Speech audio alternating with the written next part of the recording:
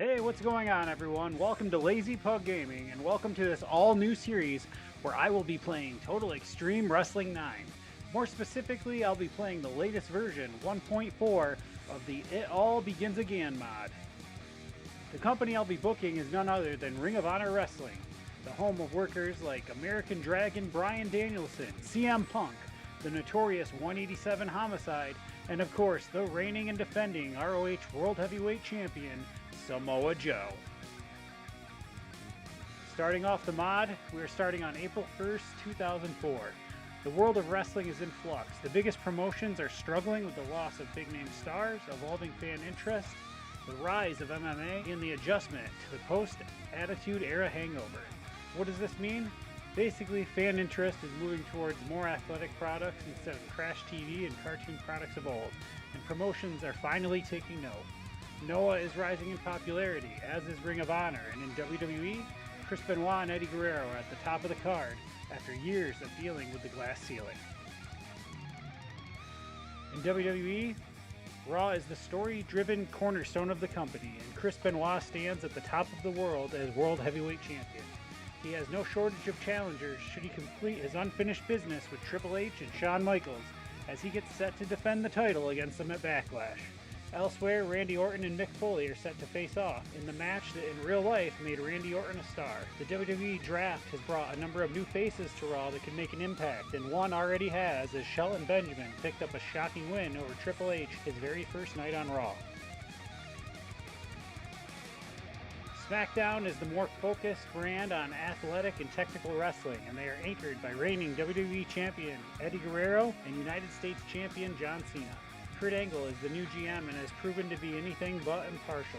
Still adjusting to the departure of Brock Lesnar, the door is wide open for someone to step up and make a name for themselves, be it with the new draft arrivals or the newly rechristened John Bradshaw Layfield. Over in TNA, it's still very much the Jeff Jarrett show, but with stars like AJ Styles and Raven, as well as the X Division, they're followed closely by hardcore fans. TNA's international partnerships have been on display on the weekly pay-per-views with stars from AAA, ASW, and BCW all appearing. The company faces significant challenges, though, as a lack of a national TV deal and financial instability plagues them. The US indie scene is vibrant and critically acclaimed with stars like ROH champion Samoa Joe, CM Punk, American Dragon Bryan Danielson, AJ Styles, Christopher Daniels, and more. ROH is no doubt the premier of these federations and is known for its emphasis on quality wrestling, sportsmanship, and a code of honor that governs each match. Samoa Joe is in the midst of a historic championship reign, elevating both the promotion with his hard-hitting, critically acclaimed matches and independent wrestling in general. CM Punk is poised to be a top star with his charisma, technical prowess, and unique charisma. The Briscoe brothers continue to make a name for themselves as a top tag team as well. There's screens for other areas of the world as well, but for our story here, with this series, we'll skip ahead as they don't pertain to us right now. Since we're playing as Ring of Honor for this save, I'll pick Ring of Honor owner Kerry Silken as my user character. Let's take a look at ROH's top stars. We have Samoa Joe, Bryan Danielson, Spanky, Homicide, and Just Incredible. The only one of these guys out of place here really is Credible, as he definitely wasn't a top guy in ROH. But since we're talking about popularity and we are in the tri-state region, and being a former ECW champion, his name does carry some weight still at this point. Here we are on the first day on April 1st, and as you can see, the top news story is that TNA and ROH have severed their ties and no longer have any sort of working agreement together. In real life, this stems from ROH's former owner getting himself into a world of trouble in a sting operation, and yeah, the less said about that, the better. So TNA drew a line in the sand and said to its workers, you're either TNA or you're ROH, you can't be both. The only one who picked ROH was CM Punk, but a number of workers, including Low-Key and AJ Styles, were unhappy with the ultimatum because, hey, they were making money in both places. Then we have a news story about the lawsuit from the Plane Ride of Hell, which was covered in Dark Side of the Ring. AJ Styles is forced to vacate the ROH Peer title. DDP has announced he's making for a comeback. There's an April Fool's Day post, and a couple more narratives flesh out the open day stories. taking a look at our roster, we have a number of recognizable names, some set to make their first appearances with ROH, like Delirious, Matt Seidel, and Sean Davari.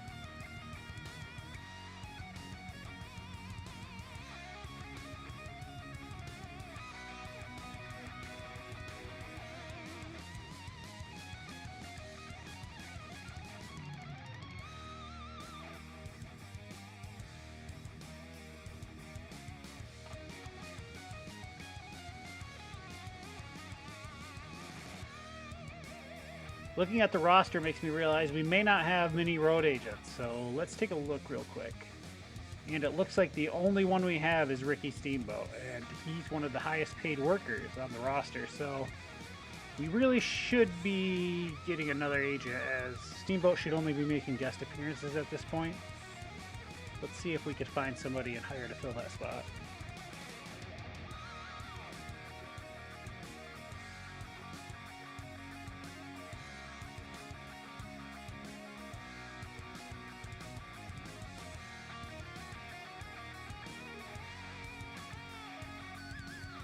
Bobby Eaton looks like he could be a strong possibility. Brad Armstrong, Greg Valentine, they might be okay.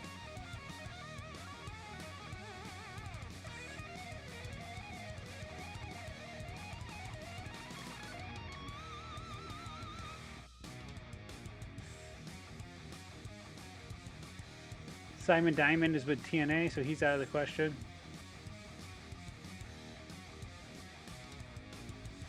Tully Blanchard, that could work. Will he sign with us, though, and not break the bank? Let's give it a shot. At $300, he's $200 cheaper than Steamboat.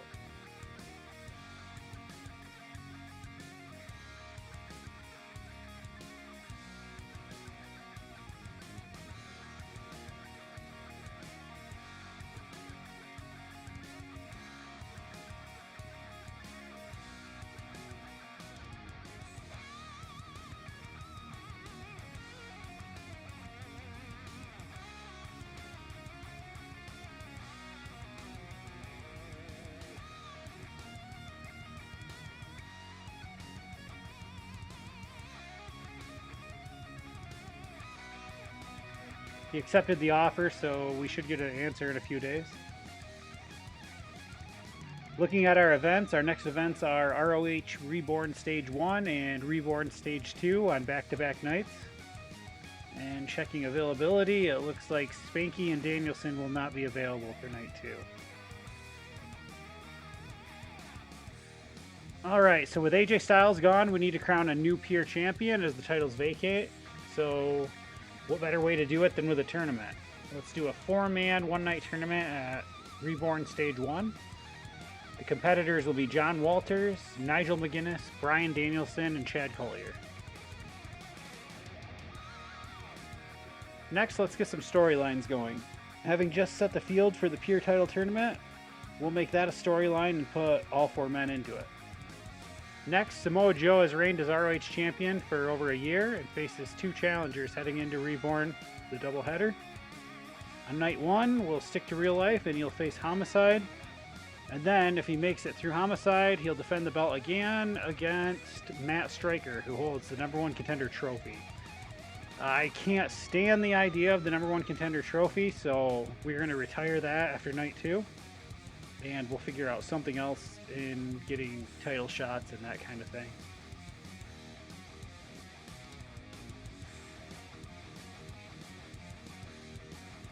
And for our third storyline, we're going to do the tag team titles. And for that, we're going to put together the Second City Saints, Punk and Cabana against the Prophecy and the Briscoes. We'll have them square off on night 2.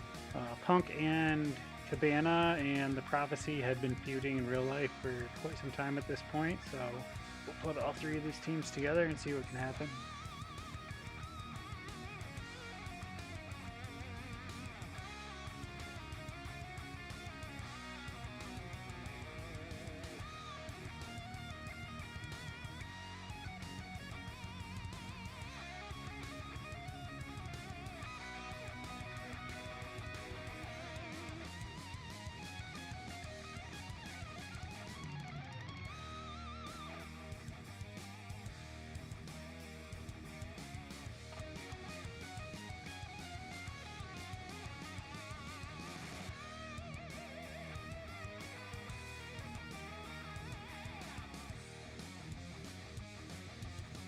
And for our final storyline, we will put together Alex Shelley and Jimmy Jacobs. These two had been tagging together on the past few ROH shows, and Shelley had been quite a jerk to Jacobs. So we will put them together and we'll play off that. Try to make Jacobs a sympathetic face in this feud. So now with our tournament and our storyline set up, I went ahead and I pre-booked some of the matches we've talked about for Stage 1 and Stage 2. So you see here ROH Reborn Stage 1, we have the Pure Title Tournament taking place with Bryan Danielson versus Chad Collyer and Nigel McGuinness versus John Walters. And then in our main event, Samoa Joe takes on Homicide for the ROH title. And the following night at ROH Reborn Stage 2, the main event will be Samoa Joe taking on Matt Striker with the ROH title on the line, as Matt Striker redeems his chance at the #1 Contender trophy. And for the tag team titles, the Second City Saints and the Prophecy challenge the Briscoe brothers in a three-way bout.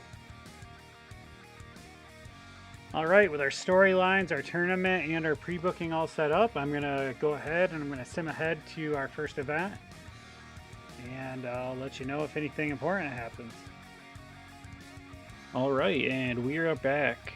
This is Ring of Honor Reborn Stage 1, April 23rd, 2004, live in St. Paul, Minnesota in the Midwest. Our current popularity in the Midwest is 4, so some of these matches and ratings are probably going to be lower than usual. Not much happened since I simmed.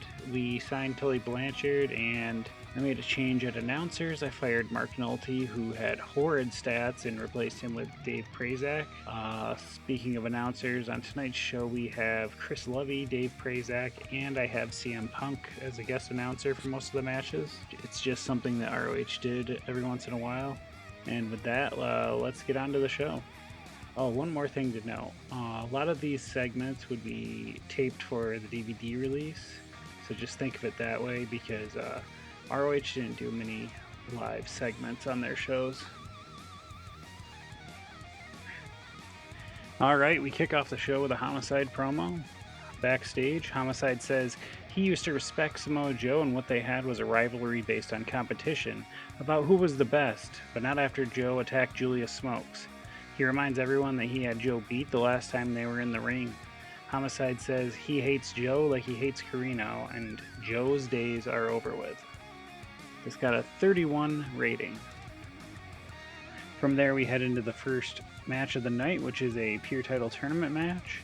Nigel McGuinness defeats John Walters in 13-20 by submission.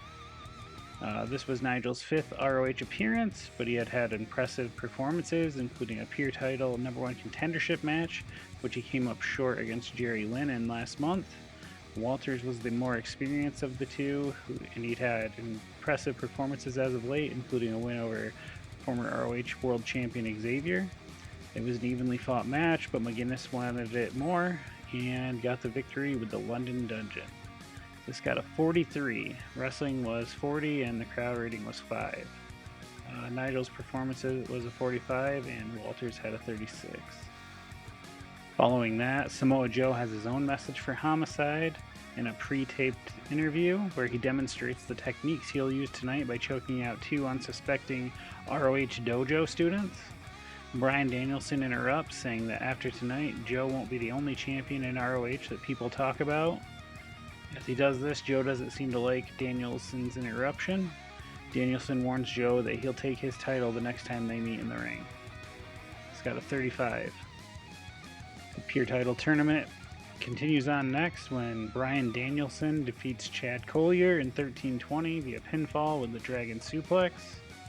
During the match, the announcer talked about how the Pure division might be where Collyer could make a name for himself. He's been around a while in ROH and had a rivalry with Matt Striker, but he's never really been able to achieve the type of success he wants. Danielson, on the other hand, is perhaps the face of Ring of Honor and the most respected man in the locker room. As Lovely says this, CM Punk makes fake hurling sounds on commentary and then busts out into a sarcastic rant. This was an even match. Collyer escaped the cattle mutilation and sure defeat by getting his legs on the rope, but Danielson delivered the Dragon Suplex, and that's all she wrote. Backstage, Becky Bayless runs into the Carnage crew and asks if they've seen Special K. She can't find them anywhere, and they're not returning her calls. Locke and DeVito say they don't give a damn where Special K are and ask Bayless if her boys are the ones that took a dump in their bags a couple months ago. Yes, this was a real ROH storyline, by the way. Somebody took a dump in the bags of the Carnage crew. Following that, CM Punk leaves the commentary position and accompanies his buddy Colt Cabana to the ring. Once inside, Punk takes a mic and he takes credit for ridding ROH of Christopher Daniels, which of course isn't true. He claims that they will dismantle the rest of the prophecy and promises that he and Colt Cabana will walk out of Chicago tomorrow night as the ROH World Tag Team Champions. He's got a 61. And after that, Colt Cabana defeated BJ Whitmer in 9 minutes and 47 seconds by pinfall after using a foreign object. The match was designed to tell a specific story, and that story is that the prophecy seemed to have lost something with their leader Christopher Daniels gone. Whitmer controlled most of the match, but Cabana cheated to win. 39 overall rating, 36 wrestling rating, and 18 crowd rating. And they also appear to have good chemistry together. After the match, BJ Whitmer and Allison Danger argue with each other in the ring until Dan Maff comes out and tries to ease things over. This got a 13, which is not very good. But hey, I don't think any of these guys are very good on the mic or in acting. Following that, we head backstage where Nigel McGuinness cuts a promo on Bryan Danielson, vowing to out-wrestle him and walk away the new Pure Champion. 34 overall rating. The next match sees ROH Tag Team Champions the Briscoe Brothers defeat the Havana Pitbulls in 13-24 when Jay Briscoe pinned Rocky Romero with a springboard doomsday device. This was the Havana Pitbulls in-ring debut for ROH. On commentary, Lovey points out that the match is non-title and that tomorrow night at Reborn, Stage 2, the Briscoes will defend against the Second City Saints and the Prophecy in a three-way tag team match. Punk corrects him and says that tomorrow night will be the last time they defend their titles. The next man is a six-man Mayhem match, which was pretty much to get a bunch of guys on the card. And Alex Shelley defeated Jimmy Rave, Delirious, Jimmy Jacobs, Danny Daniels, and Sean Daivari in 11:59 when Alex Shelley pinned Jimmy Jacobs with a shell shock. Jacobs is Shelley's partner, by the way, so there's that. 36 segment rating, 32 wrestling rating, and a 6 crowd rating. Following the match, cameras catch up backstage where Jimmy Jacobs is sitting out in the hallway reeling from his injuries. Shelley sarcastically gives him a pep talk, reminding him of their tag team opportunity tomorrow night. Shelley says, "You wouldn't let me down, would you?" Jacobs defeatedly says, "Huss?" And Shelley smiles and says, "That's exactly what I wanted to hear." 32 segment rating. Shelley likes the freedom to go off script while Jacobs struggles. The finals to the Pure Title Tournament is next, and in a bout that had decent wrestling but non-existent crowd heat, Bryan Danielson defeats Nigel McGuinness in 14-22 by submission with a cattle mutilation. The match was designed so that the wrestlers could go out and steal the show. Bryan Danielson wins the ROH Pure Title. 52 overall rating, which is the best match of the night by far, I believe. My note says an all-out attempt by both guys to steal the show. Nigel stands toe-to-toe, move for move with Danielson to prove he is a force in the Pure division. but Danielson locks in the cattle mutilation, and with just seconds to go before the time limit expires, McGinnis is forced to tap out. After that, in a DVD exclusive promo, Danielson is fired up backstage and declares, "I will take the Pure Division to new heights. I'm the best damn technical wrestler alive today." And in the night's main event, in a wild brawl that had decent wrestling but non-existent crowd heat, Samoa Joe defeated Homicide in 15:02 when Homicide intentionally got disqualified. During the match, we also had CM Punk distract Samoa Joe. Samoa Joe makes defense number 17 of his ROH heavyweight title. So a little bit going on here. As for the match, it started out heated, a personal brawl between both guys to start. And then Punk was supposed to attack Ricky Steamboat, who is the guest referee for the match. But it's hard in the game to set that, so I did my best with Steamboat being at ringside and Punk causing a distraction. It's not exactly the same, but at least both guys were out there.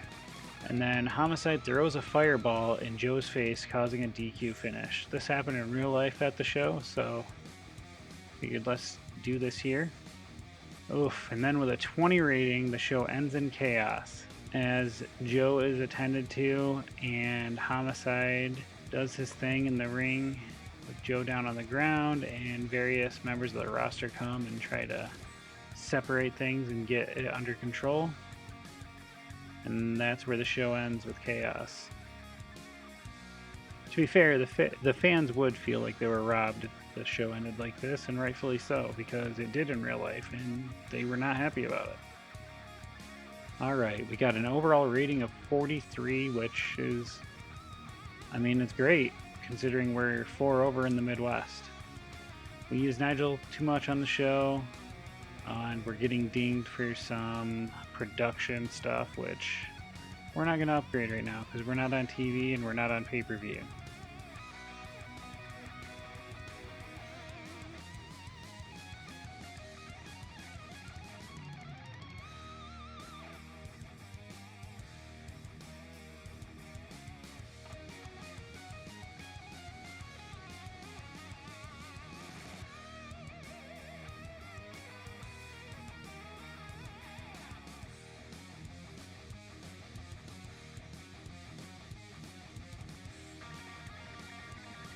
Alright, I hope you enjoyed that episode. If you want to see more, hit the subscribe and the like buttons. And tune in next time for ROH Reborn on TEW 9. Bye.